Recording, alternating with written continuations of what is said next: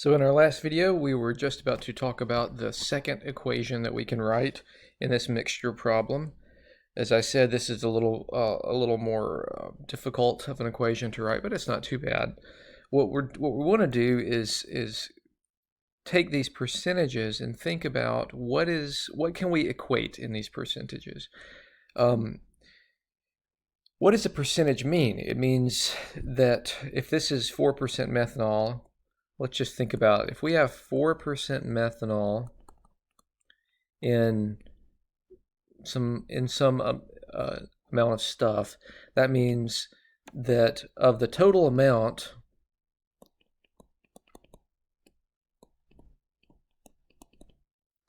of whatever it is, of however much it is, like X number of gallons, for example, then 4% of that, aka 0.04, is pure methanol. All right. So when I say 0.04, I mean 0.04 times the total amount of stuff.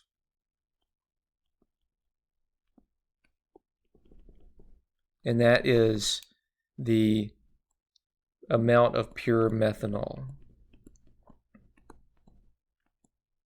Another way to think about it is if I have, let's draw a little picture here.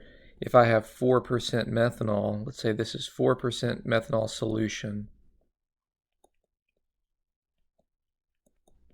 Okay. Of the total amount of solution, that's the total amount of stuff, only some of it is methanol.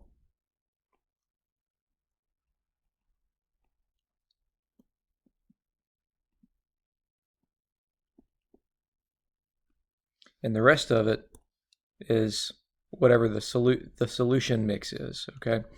So how much of it is 100% methanol? Well, that's 0.04 times however many gallons you have right here. Okay? So we just need to do this. Basically, what we're going to do is we're going to write a pure methanol equation, which is going to say pure methanol from the 4% solution plus the pure methanol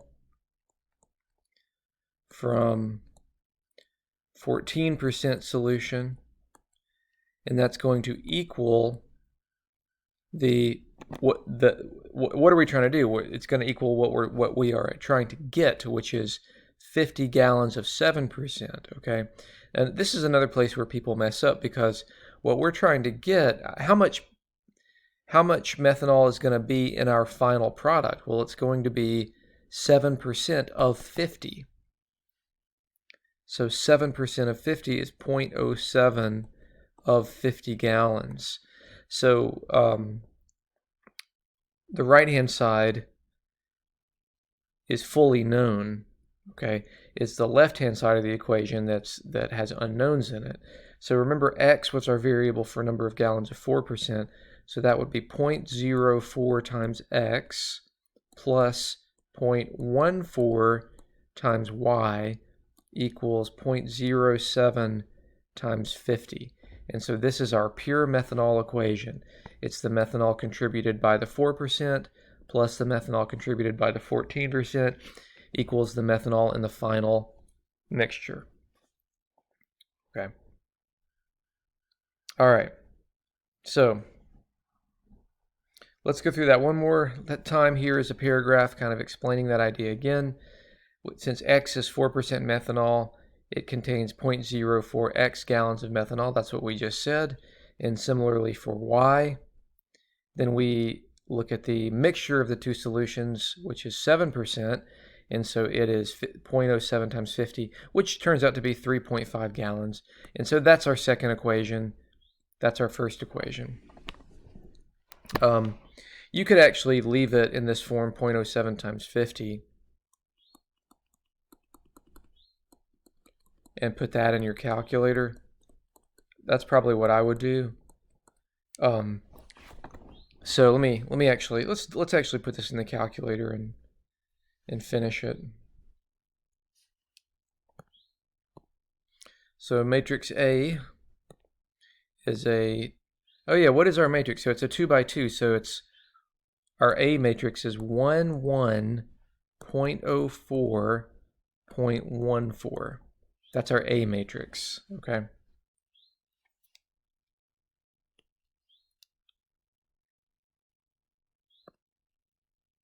So that's 2 by 2.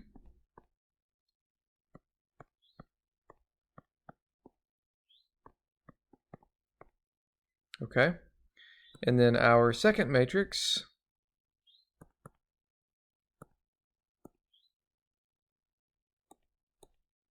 this is going to be matrix B, is a 2 by 1. And what goes in that matrix is 50, and I'm just going to type in 0.07 times 50. So it's what I just did is it's this number and this number, okay? And that would be my B matrix. And so now I'm actually ready to do A inverse times B and get my answer. Don't forget that we actually have to do the inverse though, okay? So we call up matrix A, hit the inverse key, and then multiply this by matrix B. No inverse here, just B as is, and then hit enter, and there is our answer. So we get 35 gallons, so let's write that down. So 35, 15, I'm sorry, I didn't need that bar right there, but so 35 is the number of gallons of the 4%, and 15 is the number of gallons of the 14%, and you can see that 35 plus 15 is 50, so that indeed does give us 50 gallons. And that is our solution.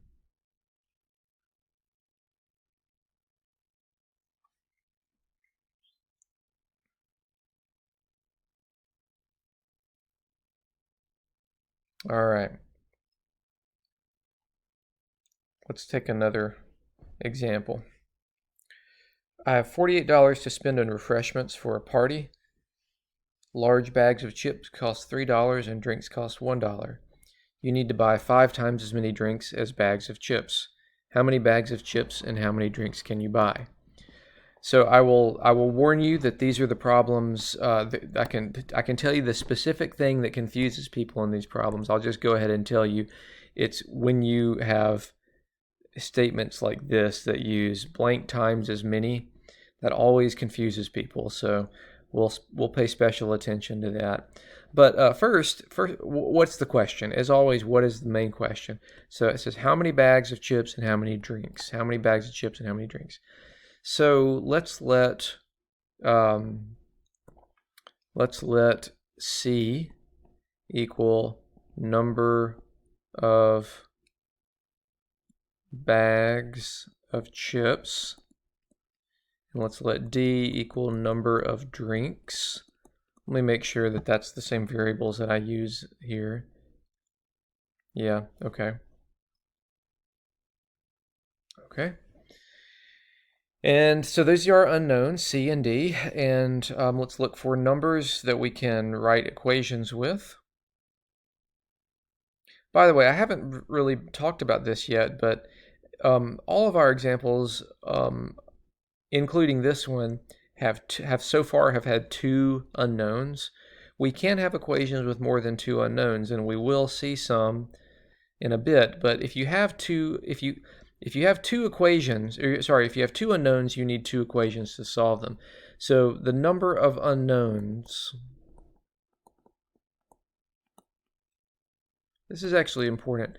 The number of unknowns should equal the number of equations in your system, all right? The number of unknowns should equal the number of equations. So if you have x, y, and z, you should have 3 equations to solve this. In this case, though, we only have c and d, so we only need 2 equations. Okay, so what other numbers do we have that could help us write equations? Let's find them and pick them out. So I've got this number, $48. That is a total monetary amount.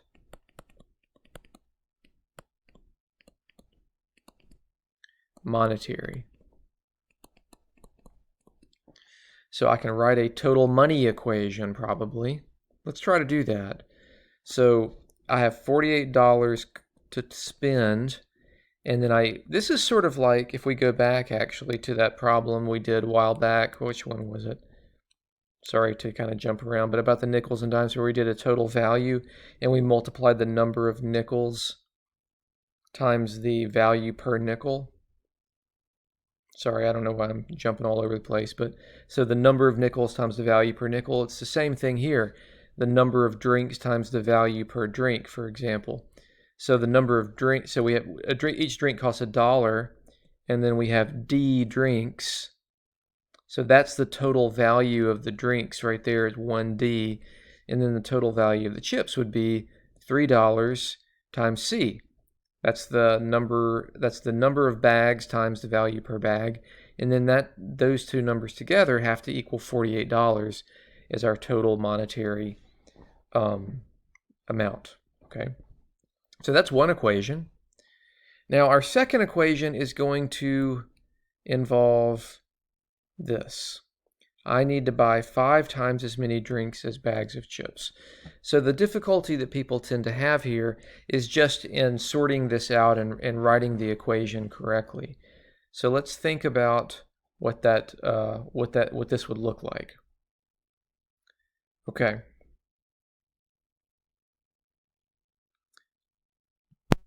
So one way to entangle this or untangle this relationship is to think about, so we have D and C, those are our two variables. If I have 5 times as many drinks as chips, that means I have more drinks than chips, right?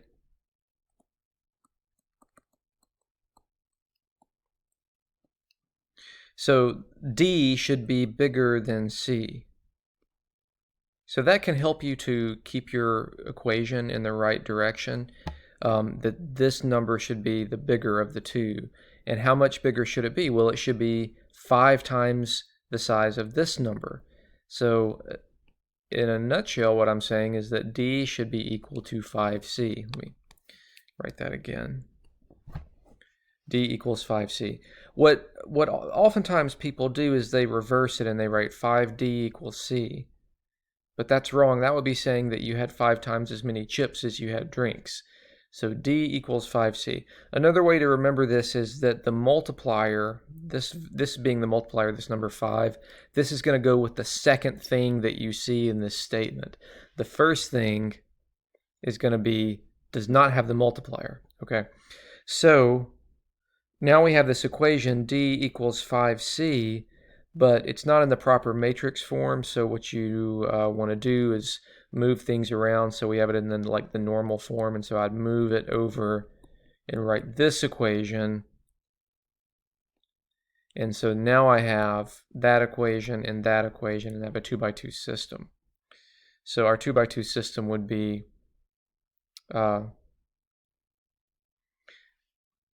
there's our first one, and I actually, hold on just a second here. So I was actually, I wrote my equation, instead of writing 5C equals D, I actually wrote it as D equals 5C, which ended up giving me the equation D minus 5C equals 0, which I like better actually. So I'm just going to pretend like that's what the notes say. It doesn't matter actually. That's an interesting thing here, is it does not matter which way you wrote it, you would end up with the same solution. So if we had D minus 5C equals 0, okay, so then our matrices would be 1, 3, 1, negative 5, and then 48 and 0. This is A, and then this would be B. And I'm going to run out of time, so I have to pause the video, and we'll pick it up in the next one.